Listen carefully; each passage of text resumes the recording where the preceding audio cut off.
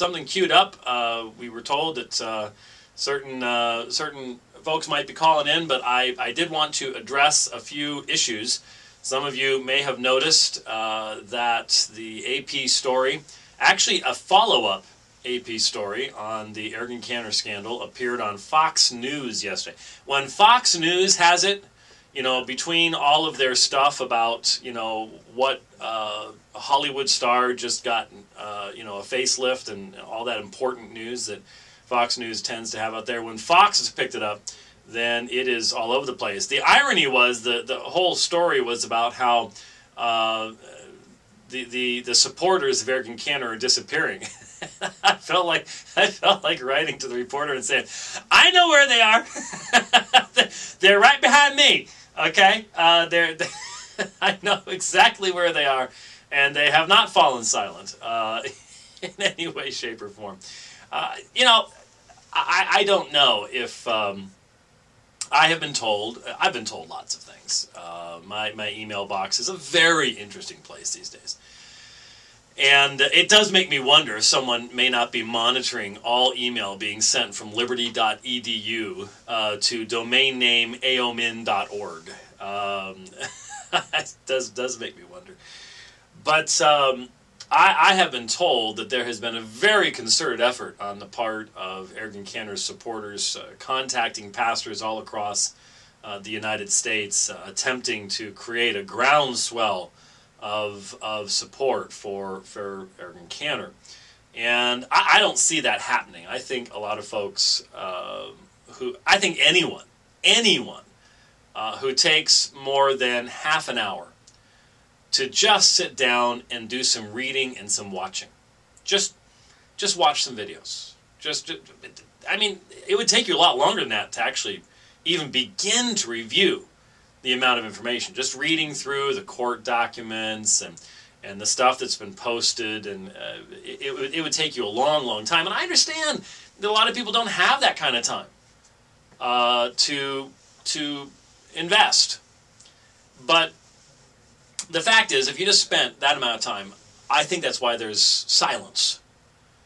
Because you just have to go, oh boy, well, what's the response to all this? What's the answer to court documentation that someone lives in the United States in 1969 and their own words? More than once now, we've documented that Ergun Caner said that. Yeah, I moved here in 1969. But then he also said he moved here in 1978 and 1979. And he's telling two different stories, two different groups of people. Someone that he figures can check him out, he tells them the truth. Gullible Christians from the pulpit of a church, he tells a different story to. And that's the whole issue. So the information is right there. But I was thinking this morning about something. I have tried as best I possibly could to try to bring some positive things out of this situation. Something edifying. People have commented, for example, on the video that my brother Isam and I did on Ergun Caner and Arabic. I tried to insert into that things that would be helpful for people to understand and know. It wasn't just, see, he messed that one up again, not even close on that one, not even close. Tried to discuss some of the, the backgrounds. I've had a number of people comment that they had thought, I hadn't even thought about the fact that you would expect to hear unique elements of the Arabic language coming out in what someone's saying if they're even attempting to speak Arabic. That there are letters in Arabic that do not exist in English, and pronunciations that do not exist in English as well. And you'd expect to hear those things, and that's not what you hear. Instead, you hear what you normally hear on TBN, when someone is trying to give proof that you need to be sending in $69 based on Psalm 69, and they start speaking in tongues to demonstrate this is the case. And so, that's how you handle it. So I tried to insert that kind of stuff. Tried to get something positive out of this entire scandal in the process of actually dealing with the issues. And so this morning I was thinking about the fact that if you go onto the Veritas Seminary website today, you will see two big banners. You know, they look like something you put up in your church, something like that, for Bible conferences this July. And the thing to note about both of them is that one of the speakers in both is Ergun Caner, along with people like Norman Geisler and Ron Rhodes and people involved in apologetics that are a part of Veritas Seminary. And I started thinking about, where are my fellow apologists in this situation? Where are the discernment ministries? Where are the people who can go through all sorts of historical documentation demonstrating that this cult leader and that cult leader was wrong? And they make those conclusions on the basis of significantly less clear and compelling information than has been provided in regards to Ergun Caner. Where are all those folks? I remember once in Philadelphia, I was at a conference. This was prior to the writing of Chosen but Free and The Potter's Freedom, and so it was back when Norman Geisler liked me. And it was between 1994 and 2000, because he was making reference to the King James Only controversy. He says, "James, you go get those King James Only folks. We're right behind you. We're a long ways behind you, but we're right behind you." Well, that's humorous, but it does sadly seem to address something. And that is why is it that I'm not alone. They're Turretin Fan and Jason Smathers and the Squirrel up in Montana. There are a few of us, and a few Southern Baptists here, there, and everywhere. But in general, it seems like a lot of folks just don't want to rock the boat. And it's sort of like, well, we'll let you do that, James. You go ahead now. You make yourself a pariah forever. We'll just... And I sort of wonder, because, sometimes you look back at when movements got started, and the Christians at that time didn't seem to be really quick to pick up on things and speak the truth when it needed to be spoken, and that causes a bit of a problem. And so one of the thoughts that crossed my mind was, okay, these presentations with Veritas Seminary are taking place in July.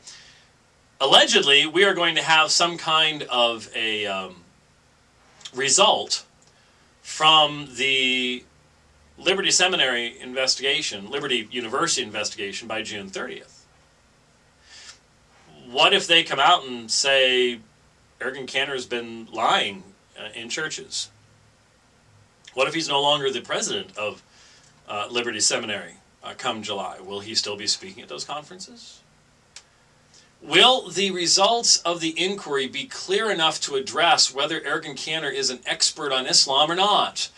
And if he is, what's the basis of it? Is it solely the fact that he wrote on the Crusades? A fact that I've brought out many, many times, that people like Peter Lumpkins don't listen to everything that I say. They just, very selective. Is that it? Is that, or is it not clearly obvious in his own presentations that his claim for expertise in regards to Islam is his upbringing as a Sunni Muslim in Turkey, Ankara, over on the border with Iraq? Now, a couple things crossed my mind at that point. The first that I think is really important, and I'm sort of criticizing myself here, and I've got lots of people who have been joining me in that of late. Why is it that Liberty University is being seen as the final authority in this matter? I mean, certainly in regards to whether Ergun Caner should be the president of Liberty Baptist Theological Seminary, yeah, Liberty University is the final authority on that, for obvious reasons. But I simply have one question to ask all of my friends and those who are not my friends in the audience, and that is, where's the church here? Where's the church?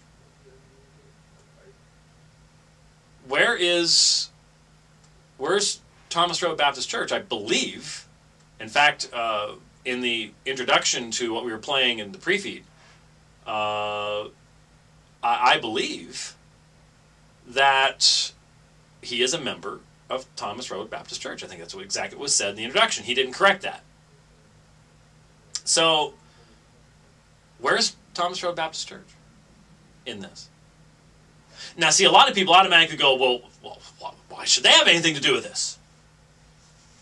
Because we have so eviscerated the authority of the church in evangelicalism. The Thomas Road Baptist Church, most evangelicals will go, well, why should they be involved? Folks, it's because they have a member of their church that has been standing behind dozens and dozens of pulpits and lying to the people sitting in front of him. Oh, but he wasn't teaching falsehood about the Trinity. He wasn't teaching much truth about it either, but he wasn't teaching falsehood about the Trinity. You know, these are just exaggerations. Come on. And what it seems to me is that we have had a glaring light shone upon the evangelical world and its view of the pulpit. One of the things that I really, really appreciate about the Phoenix Reformed Baptist Church is that we protect the pulpit. I have seen I have seen three people, other than the elders of the church, or members of the church, but I wasn't there for that one, or I would have been preaching. So, for me, and I've been a member there since 1989, so right at this summer would be 21 years. I have seen three men, other than the elders of the church, ministering in that pulpit. Jim Renahan, Albert Martin, and John Skaggs. Those are all ministers, but those are the only three that I've seen. I don't remember anyone else. I really don't. There may have been some others, but I would have been gone at that time, possibly. I don't know. The reason for that is not because we think there's nobody worthwhile or anything else, but we believe that the ministry of the Word of God from the pulpit before the people of God is the central act of worship of the church. One of the things that Rich and I were talking about recently, and I know I've talked about this before. Ironically, the first time it really bugged me was at a conference in Chicago where I was speaking and so was Norman Geisler. But the praise leaders, the singers, would get up and say, well, we're going to have some worship before the speaker comes. So in other words, in their mind, the worship was the music. The worship was the singing. The worship was the lifting of the hands and the lifting of the voices. And then when you're done with worship, the guy talks. And I couldn't control myself.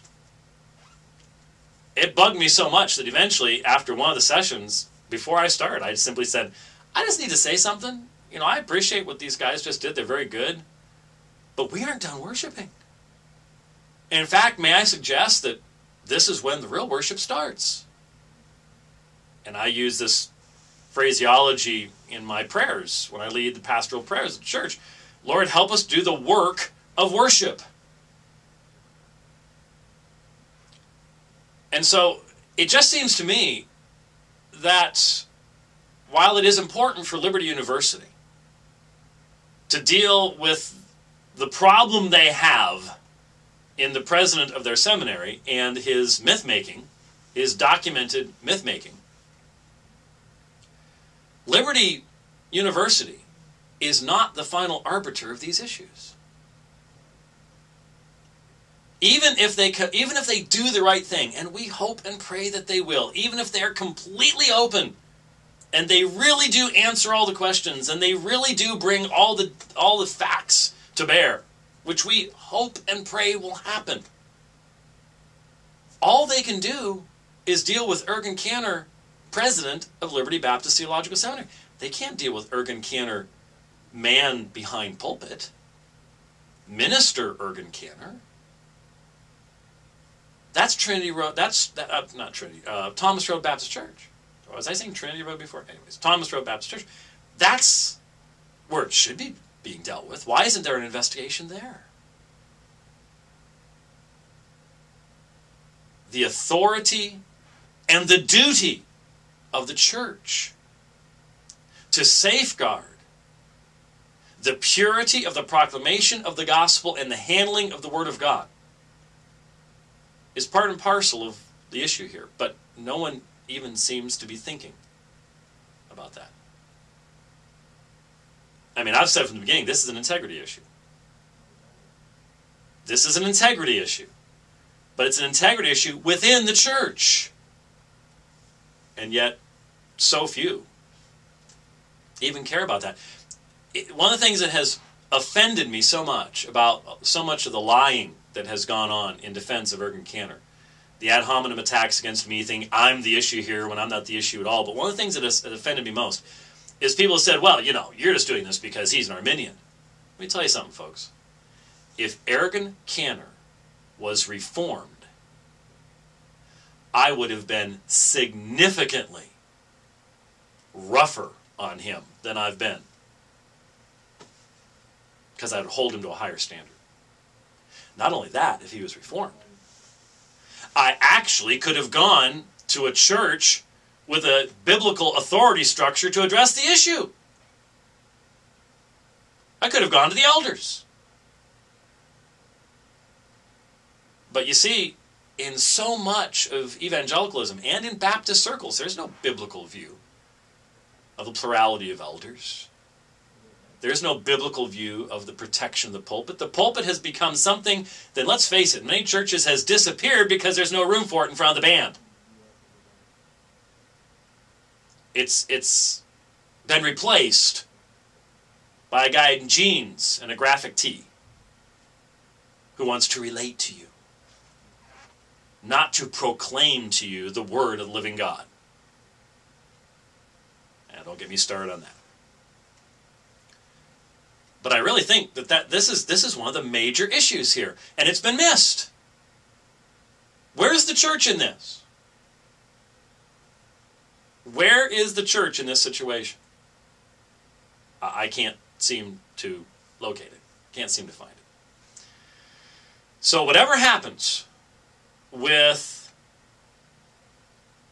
the inquiry from Liberty University, however it comes down, either the right thing, factual, full, open disclosure, all the issues dealt with, which we can hope and pray for, but I'll be perfectly honest with you, I'm not holding my breath. Or if it's the worst thing that can happen, a full-blown cover-up.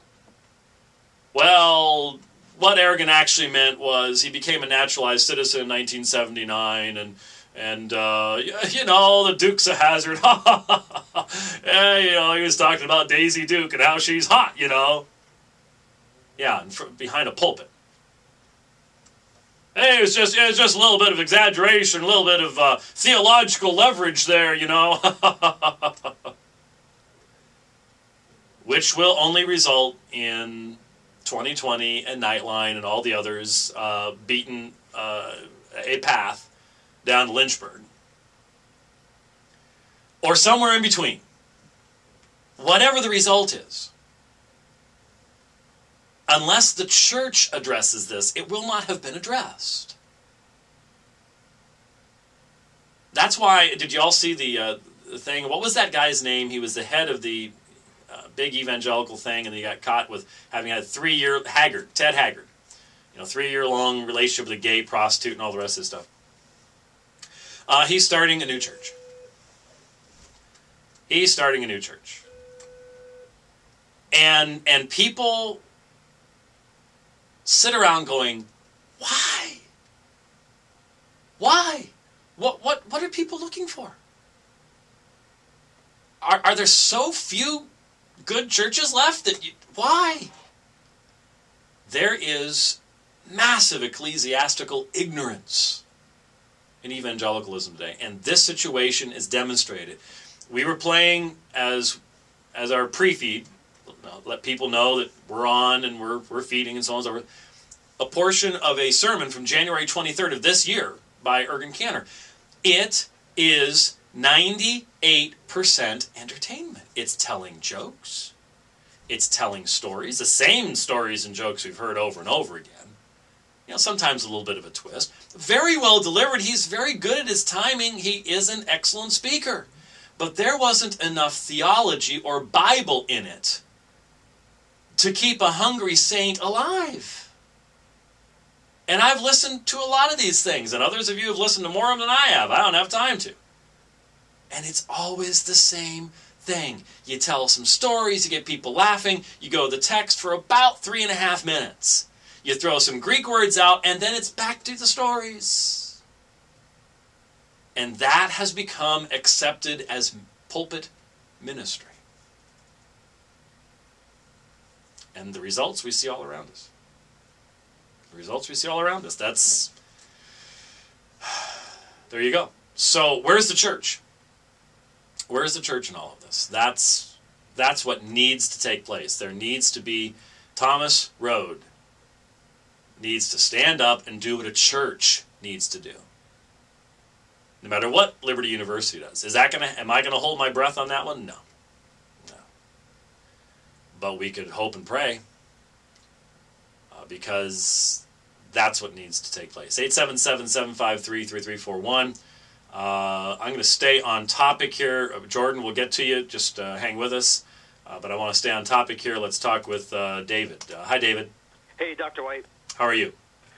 I'm doing good. I just want to say thank you for being out there and doing this. And you are on the right side of history. Yeah, the problem is when you're on the right side of history, you're normally dead before anybody finds out about it. Well, I mean, you mentioned like 2020 and other secular news organizations. I really feel this thing's on the cusp of blowing up that big. Oh, yeah. And I'm glad you used the word liar.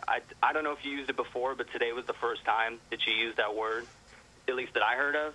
And that's what it is. I mean, there have been exaggerations and misrepresentations, but just straight up a lie. I mean, if you say that you debated Shabir Ali and you never even met with the guy, that's a lie. Well, not only said it once, you put it in a particular location, and now you refuse to say who it was you debated in that location because you say you misspoke.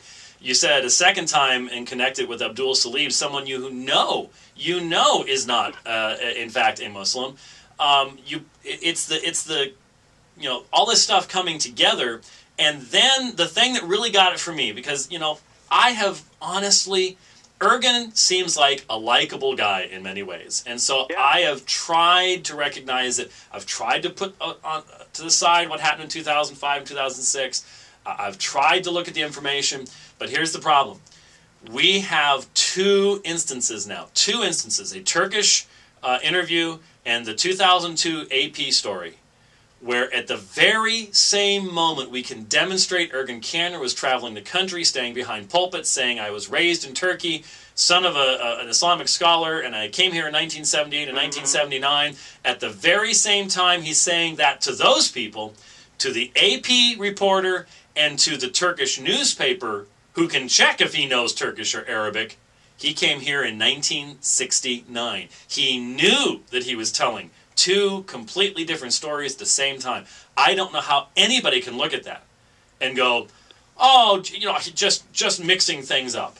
Mixing things up. It's not possible. Well, it's just not one possible. dimension, you touched on a bit, but I feel sad for some people in Lynchburg, and that's his family. Oh, of course. He's a family man. I mean, he's married and he's got kids, and I just cannot. I mean, that's just shameful. And they've got to know. You know what I mean? Well, he doesn't come home speaking Arabic, you know what I mean? And they've been around him enough. I mean, you mentioned his brother. He's got to know. And I'm just wondering, what are these people thinking? Because, I mean, not only is it morally wrong, anybody, you wouldn't even have to go to a believer. You could go to a non-believer, and they're going to tell you don't do that because it doesn't work.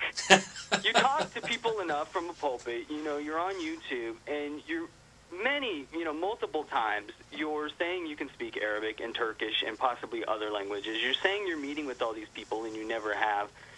Eventually, that's going to get out there, and you're going to get caught. Eventually. I see, that's common sense, but to be honest with you, I cannot imagine the mindset of standing in front of an audience and saying these things when you know that what you're saying is not true. I cannot conceive of this. I'm scared to try to pronounce Arabic words, and I know those are the right words. I mean, I don't know Arabic, but the few times you drop it in there, I'm scared to do that. Sure. Well, to get it wrong. well, I'm not even going around telling people I speak Arabic. I'm just saying, like, the few times that you might, say, like, Isa or Allah or something, and then you just say, shouldn't I just stick with the English words? And in fact, if he had done that, he'd actually be in less trouble. He's trying to throw these Arabic words out there, and he's not even using them correctly. But see, all of it is, and this is one thing that, again, if someone calls in today, maybe we can have a discussion on this. But there are people who have defended him who, in essence, have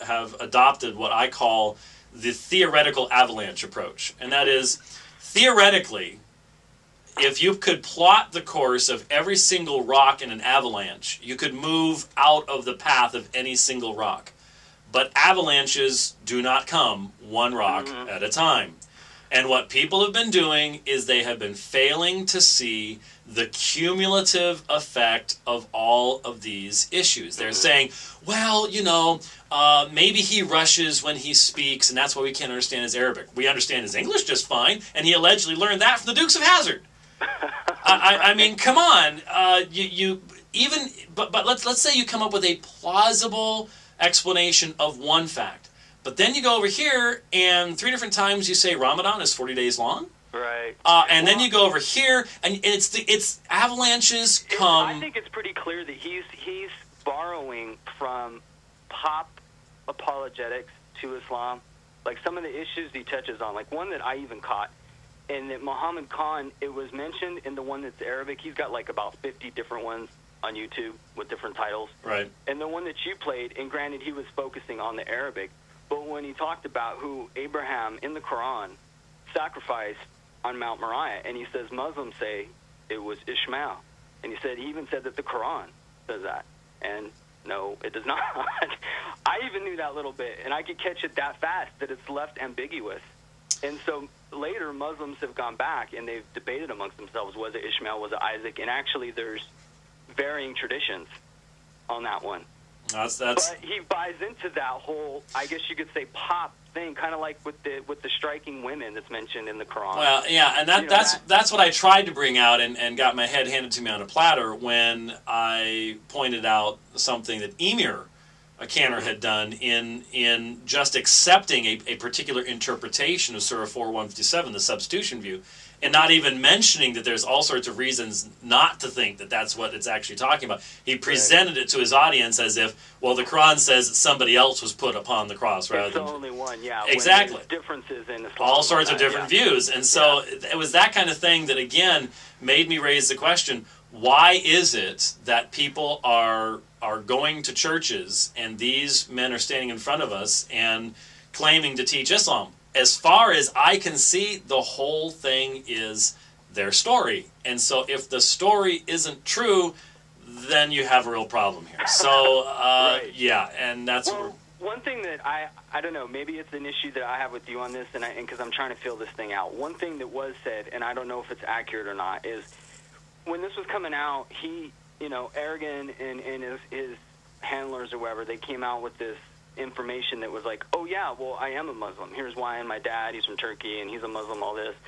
And you were saying, and you were right in saying this, well, not right, but the gist of what you're saying was right, is that no one's saying that he's not ever a Muslim. Well, I was saying the Christian critics of Ergun Caner have not ever, to my knowledge, have never said that he was not a Muslim. Because It's Muhammad Khan that Muslims said that. I believe are saying that because again, the guy, the YouTube videos that you post, the one who's bringing this out to you, it appears that that's what he's saying. And to be fair, I don't fully blame him.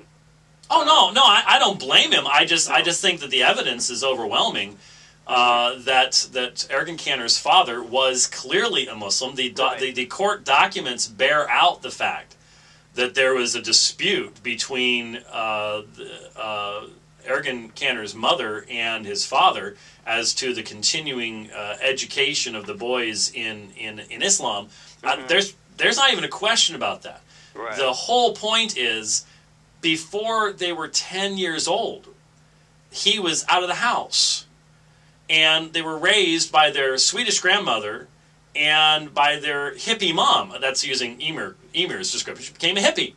Right. So there's no evidence of this jihadi training, living in Turkey, and all Cairo the rest of that. and Cairo and Beirut and blah, blah, blah, blah, blah, Yeah. So No, that's the problem. I know that. The reason why, I mean, when I like the video you put out that said, that a disbeliever, an unbeliever can at times speak something that's truthful. Of course. And one of the reasons I could see, and I'm kind of playing devil's advocate here, is that where some people, they're a little bit skittish at taking a Muslim at their word or believing. I know. Is the fact that there have been, to be honest, on YouTube and elsewhere, Muslims who have lied about former Muslims that have become Christian. No question about it. I mean, the one that's in my mind is Walid Shobat, and that they were saying all kinds of false things about him. They never doubted that he was an Arabic speaker, an Arab, but that they said he was Christian flange and all this, and then the documentation was there that he was who he said he was, and they still didn't want to believe. Said false things about Jay Smith. Right. They do that on YouTube, and so in a way, for me, to me, it's almost an opportunity to put it back on a Muslim. I would say, well, Muhammad and the Quran is about as knowledgeable as Christianity as Ergun is of Islam. They get it wrong all over the place. Even these guys you've been putting on your website, the one, who was it? The one of the guys that was debating. Gerald Dirks? No, he was one of the Muslims, and he was saying this stuff was in Greek. He's saying all this Greek was saying this. He doesn't know Greek, and he was getting it wrong. I'm not sure what you're referring to, but yeah. Look, we have over and over again. What I'm trying to make is that they're getting it wrong all over the place. Ahmed Didat would say stuff that wasn't true. Exactly. Ahmed Didat was just as bad with some of his mispronunciations as Ergun Caner was. But we have tried to be consistent. I have over the years criticized the people they have on the Dean Show who claim to be former Christians who are clueless. Who are clueless about what Christians believe. One step farther is they're so clueless, and they claim to have been in such a high level of Christianity, like a pastor, not just a normal congregant, that it really does doubt if it is true. Well, not only that, it's sort of funny, but because you have former youth ministers, and deacons, and they're being turned into experts. Well, David, we're sort of agreeing with each other on a lot of this stuff there. I hear you. The one issue, though, that real quick is has anyone put out the idea there of, going to Ergun Caner and saying, okay, look, brother, you're lying, clearly, but you are a brother. If you will come forward with this and be honest, maybe on our end there's some grace and there's some compassion, and, maybe you don't have to get kicked out of liberty, maybe not, we don't know, there are consequences, but, maybe we can help your family. I mean, I would like to see that kind of thing, that we're not just trying... David, I posted a plea to Ergun Caner at least 2 weeks ago. It is in his hands to end this today. Mm-hmm. You're right. If he wanted this over with, and it could be over with today, because the fact of the matter is, he's the one who, by his silence, has... in essence, incubated this entire situation. Mm-hmm.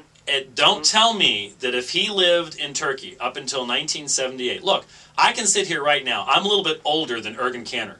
And I can tell you my kindergarten teacher was Mrs. Sullivan. My first grade teacher was Mrs. Miller. My second grade teacher was Ms. Ashinger, even though she got married right at the end of the year and broke my heart because I was in love with her. But and I went to Ross Moyne Elementary School, and I lived at 501 St. Mark's Road and 301 St. Mark's Road and 5 Belmore Road.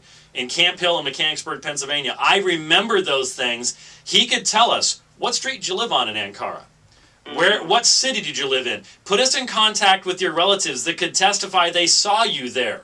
That's not difficult to do. Right. He could prove his story. His cousins and whatnot in Turkey. Exactly. He could prove his story today if he wanted to, but he is the one keeping this going. Don't throw this on me. No, it's Ergun Caner. He's pulling other people into his sin. I mean, Yep. It seems pretty clear to me that, I do think he's conscious of what he's doing, but there does seem to be a level of